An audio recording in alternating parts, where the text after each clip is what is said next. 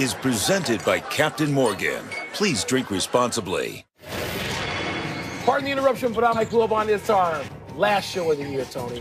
What's going to be your favorite memory from 2017? I'm Tony Kornheiser, co-hosting this show with Pablo.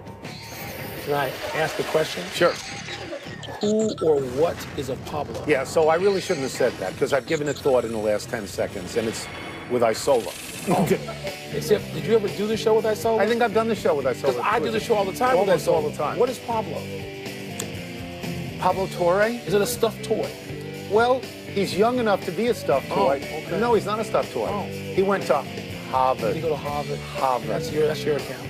Welcome to our last PTI of 2017, boys and girls. In today's episode, the Lakers beat the Rockets, Dabo Swinney throws shade, and could Kirk Cousins be the next quarterback of the Broncos? But we begin today with the NFL finding the Seattle Seahawks $100,000 for that incident in Week 10 against the Arizona Cardinals when Russell Wilson went in and out of the concussion tent faster than Usain Bolt. Wilbon, what effect will this fine have on the rest of the league? It's incentive. 100 grand? Is that all? To violate the concussion protocol? That's an attaboy. I was at that game. And I just remember that was a Thursday Russell went a Thursday night game. Yeah. Russell goes off the field, and I think he had to miss one play. But he was back on the field so quickly, I didn't see him go through the 10. He was faster than Usain Bolt. But Tony, so it's disincentive, right? And they're going to have to change it, and they're going to have to make it. They'll make it $500,000 on the way to $1 million. It's a joke. It's a joke because if I had a team that I thought was a playoff caliber team and I could get my quarterback back out there like that, I would take $100,000 is the cost of making hot dogs in the friends and family room at most stadiums. And this is what bothers me. What? This is NHL justice. Russell Wilson didn't have a concussion. So you don't have to fine a whole lot of money because he walked away and he was fine. If he'd had one, do you think would it be $100,000? No, they couldn't because it's jointly agreed to by the league and the NFL. Here's where I think we're going to agree. If you do this again, it is going to go to $500,000 and $1 million and $1.5 million and stuff like that. Because this is ridiculously low. Well, I mean, this is not about player safety, then, Mike. The concussion protocol tent is player safety. I think we both also agree. Player safety is about the optics first of player safety, right? It's not enough. This is not. It's just not. It's no fine at all. It isn't. It's no fine. Kornheiser tip money. That's what that is. Pretty much. Vikings coach Mike Zimmer has a slightly different take on head injuries that result from throws to the middle of the field. As a defensive coach for most of his 40 years in football, Zimmer says a great many passes into traffic should not be thrown. He added, quote, "I think they could take a bunch of these plays out if the quarterbacks wouldn't throw the ball into places they shouldn't throw the ball." Close quote. Tony, is Zimmer right?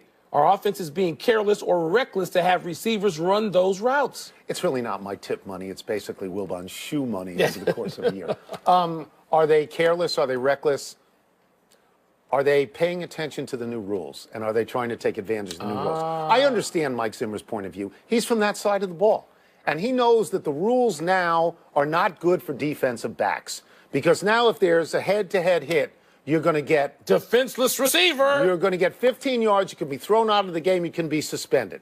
So do offenses, does that invite them to send people over the middle and try and get the best thing, the catch and the penalty? Yes, it does. That brings us back to player safety because it's a disregard. It's a disregard of player safety. Disregarding it? Well, I think that Mike Zimmer is suggesting that the offenses are. What do you mean that they are? It's like when you lower your head as an offensive player, you know you make the defensive player vulnerable for the penalty, not you, because you're not going to be penalized. So it's the offensive side. You know Mike Zimmer, who yes is a defensive ace. You know he was a quarterback in his young days. I did not know that. So Mike Zimmer was. But Tony, I remember the great Jerry Rice talking to me about how dangerous it was back when the 49ers were one of the few teams. Steve Young and Jerry Rice, I'm Joe before that, and Jerry talked about the danger of running the pattern. And he talked about wanting to have the ball thrown here by Joe or Steve to allow him to defend himself. Right. And people just wouldn't run it. It was too dangerous. And now everybody can run it because they know you can't hit them. Well, this is the point. So what do you do about it? So it's chess at the moment.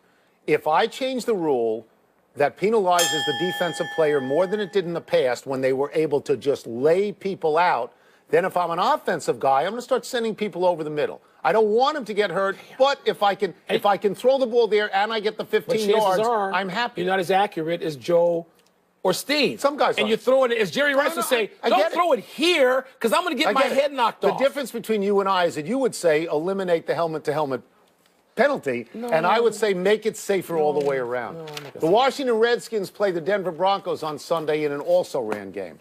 The matchup of these losing teams led the Denver Post to speculate whether Denver's salvation at quarterback could be Kirk Cousins. Denver will certainly get an eyeful of him on Sunday. Wilbon, do you believe adding Kirk Cousins would solve John Elway's quarterback problem? What do the Broncos do, Tony? And Coach Vance Joseph said, quote, he's a special guy when talking about this matchup. He's talking about Kirk Cousins. Since it starts with him, I'm loath to read you numbers, but I'm going to give you a couple. You hate numbers. Since 2015, so 3 years as a starter, his 68% completion percentage trails only Drew Brees and Sam Bradford. Don't give me analytics. Wait. Don't give me analytics. Wait. Tony, how about this one?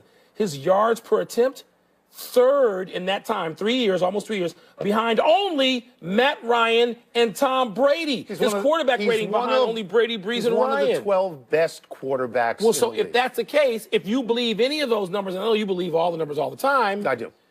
Then Denver, get him. I'm going to give you other teams. I'm going to give you Denver. I'm going to give you Jacksonville. I'm going to give you Arizona. I'm going to give you Houston. I'm going to tell you that all of those teams are either in the playoffs this year or have recently been in the playoffs. Okay. The problem is you don't know what the Washington Redskins are going to do. They can franchise them for a record third. It's going to cost them $34 million. They can do this for a record third time. And this is the Washington Redskins. The question facing the Washington Redskins, and yes, he would help Denver because they don't have a quarterback at the moment, even your boy. They don't have one. The Washington Redskins have to decide, is the coach that they have now the coach that they want going forward to build a new quarterback? Because Kirk Cousins is going to leave. That would suggest first chance, leave. That would suggest order and some sort of decision-making that was responsible and reflective and led to winning. Denver has a Super Bowl quality defense. Well, it doesn't matter if you don't have a quarterback. That's why they want Kirk Cousins. The point guard league, this is the quarterback league. Yeah, that's why they want Kirk Cousins. If you're Cousins, where would you want to play next year? Of the places you could play and be a contender right away, where would you play? Somewhere other than here, if I could. I'm sure he wanted to go to either the Rams or the 49ers, and those options appear closed right now. Taken, yeah.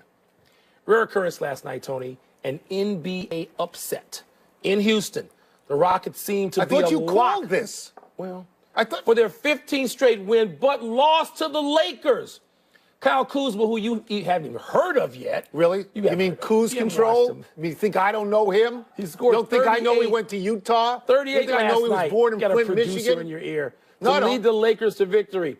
The Rockets have to care more, Tony, about Chris Paul injuring his adductor. Not his abductor, his adductor, which you can tell us all about, Dr. Kornheiser. Anyway, you want to make a pronouncement on either team based on last night? I mean, you didn't learn anything about Houston that you didn't already know. Chris Paul's a good player, and if he's out of the game, it hurts them. You can't have your best player score 51 points and lose. I mean, it's okay. You can. Here's what I learned about the Lakers because of Kuzma, who I have followed, because I know a little bit about how much they wanted him.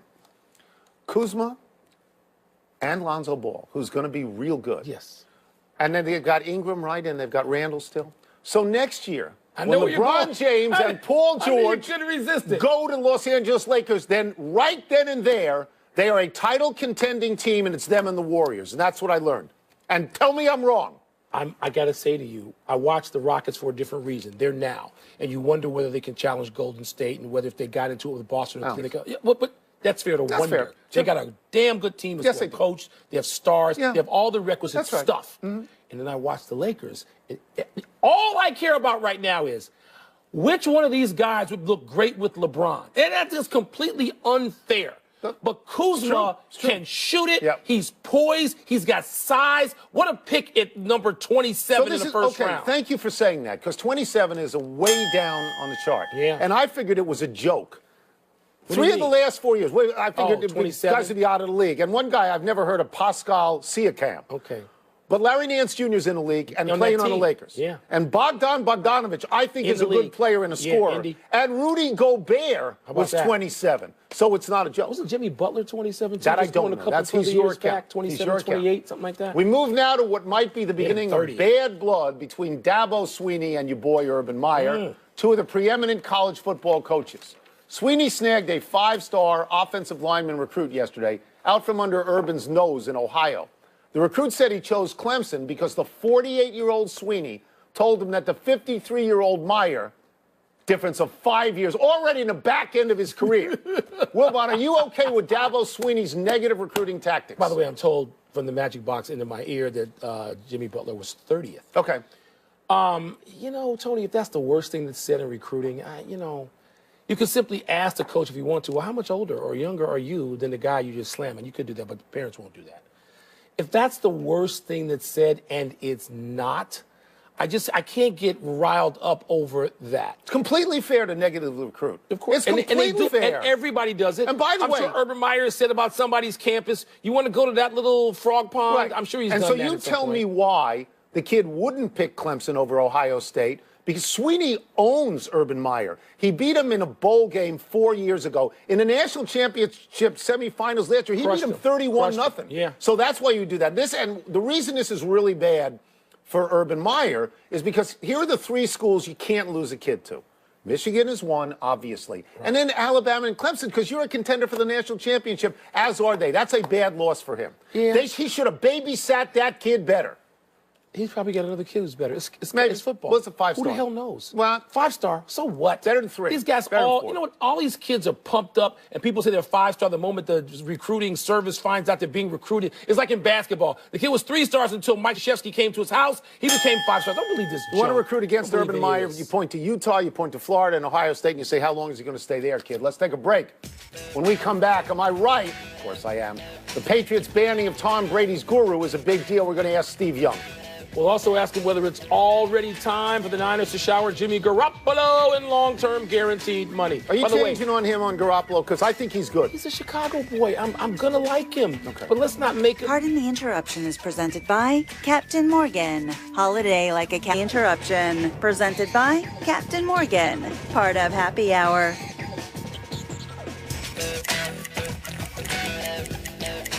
Years back, Steve Young and I both starred in the NFL, and Wilbon covered us. Oh, wow. But now we all work time. together. We welcome ESPN NFL analyst, Hall of Fame quarterback Steve Young back to the program. Let us start with this.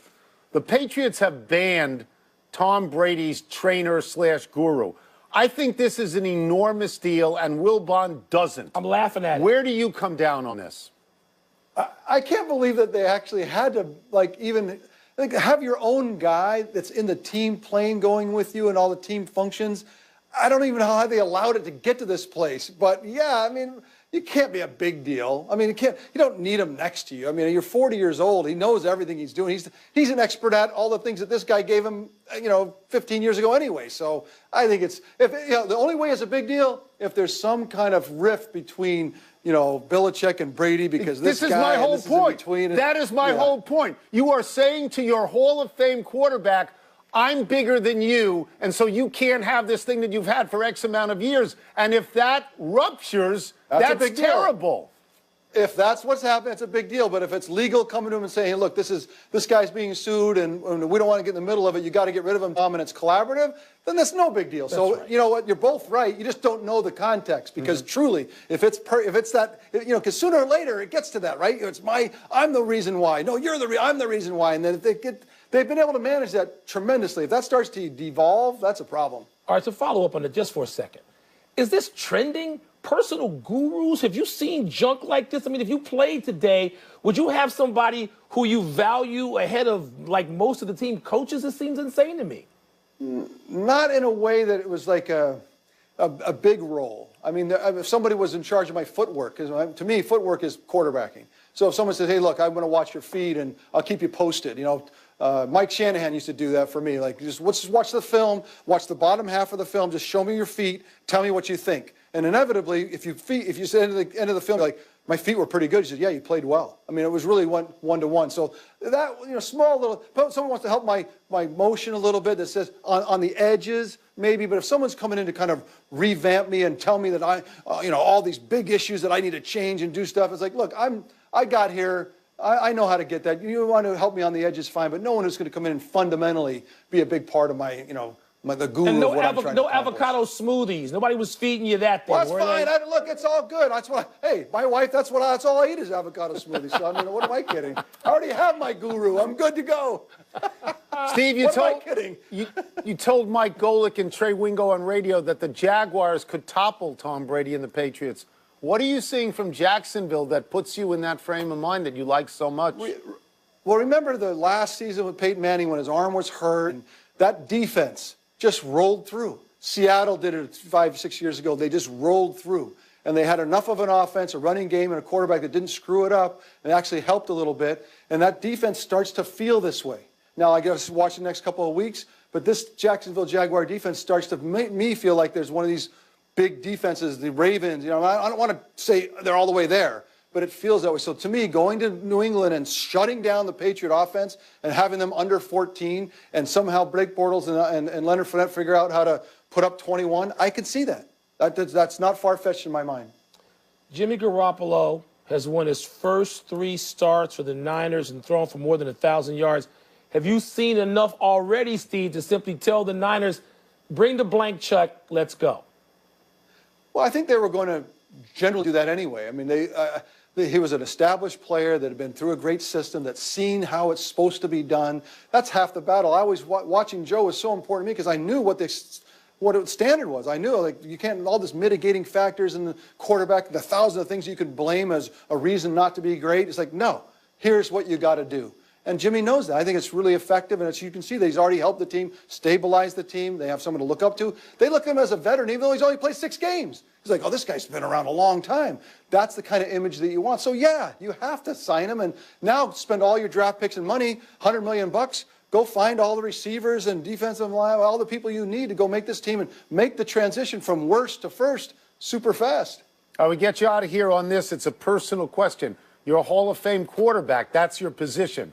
That game last week between Pittsburgh and New England was the best game of the year, and it ended in the most dramatic way possible. When you watched what Roethlisberger did on that last play, you thought what? I thought I'm going to hold him accountable to veteran quarterbacks and played a long time. I don't care who's in your ear. I don't care what to say on the sideline or what play they call. In the end, when you're in that situation, you are the master of your domain. You make the decisions. You might take the call from the sidelines and do it. You might not. But whatever you end up doing is yours. And that's what he did. He ended up doing exactly what he wanted to do. And it ended up being a really poor choice. I mean, if you're going to fake spike against the New England Patriots, the best coached team in the league, and you've already done it once this year, probably not a great decision, whoever it came from, but you're the one that has to do it. You can say you're a veteran. You say, look, I'm not doing that. But you decide to do it, and now you fake it, and you look up, and it doesn't work, and you're going to keep pump, and now you're going to bring in 22 guys into play. He knows that was the second half is like, oh my gosh, that was the worst thing that could ever happen. And so you put it on his head. The quarterback, a veteran quarterback, that's what they're supposed to be able to do. And when it doesn't get done, it was a complete screw up. Okay, doesn't mean that you're a bad quarterback, doesn't mean you can't go win a Super Bowl. I mean, in that situation, that was bad. It's great to have him on, isn't it? That is the last word right there. Thanks, Steve. Appreciate it. All right, boys. Merry Christmas. Happy Hanukkah. Merry Everybody Christmas. have a great vacation. All right, see ya. Pardon the Interruption is presented by Captain Morgan. Holiday like a captain. Please drink responsibly. Part of Happy Hour. Happy time, people. Happy 30th birthday, Chris Davis.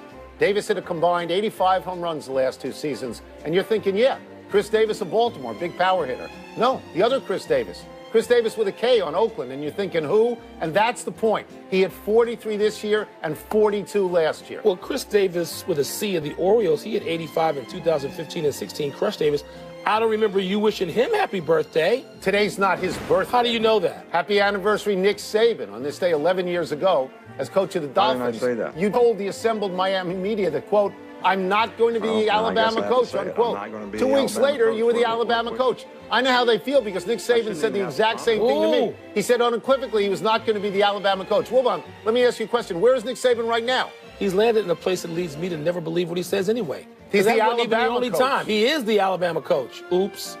He's great at it, Yeah, but he is. lied about it. Happy trails to Sonny Dykes' debut at SMU.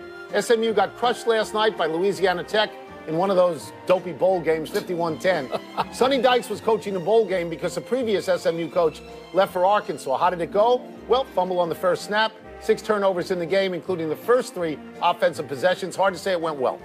You watching any of these bowl games? A little bit here and there, a little bit here and there. I watch Lane Kiffin because I like him and I know you don't. One omission, the NFL has instructed referees to not use an index card to measure a first down going forward. So I had that right. That's a good idea. It's the big finish. Here we go. Let's do it. The Bulls go for their 8th straight at the Cavs tonight. Do you like their chances? At Cleveland. LeBron paying attention and playing well. Yeah. By the way, Isaiah Thomas tonight, you think? I don't think. But no, not yet. Defending national champion North Carolina lost at home to Wofford. That's a huge deal. It may be the biggest upset in the history of the state of North Carolina basketball, and they invented college basketball. A semi-truck skidded off a road in Oregon, ended up in Evan Turner's swimming pool. Your reaction to that? If they dumped out a certain product, I might like it. Ferragamo shoes? Bingo, that's a good place Gotta be to start. waterproof. Like that. An Australian rugby player had half a finger amputated so he won't miss the start of the season. You impressed? Derivative. Ronnie Lott. Derivative. Last one, the Bad Boy Mowers Gasparilla Bowl tonight. Come on. Temple at Florida International. Just make a pick. I'd pick if I knew the difference between FIU and FAU. Do you know the difference? No. Good. No, they're both in Florida. Lorenzo went to one of them. I don't know which one. We're out of time. We'll try and do better the next time. I'm Tony Kornheiser. I'm Mike Wilbon. We're off until Tuesday, January 2nd, Knuckleheads. Happy holidays to everybody. Eggnog. Eggnog. Lots of He likes that. Riley Thompson of Ithaca. Shout out.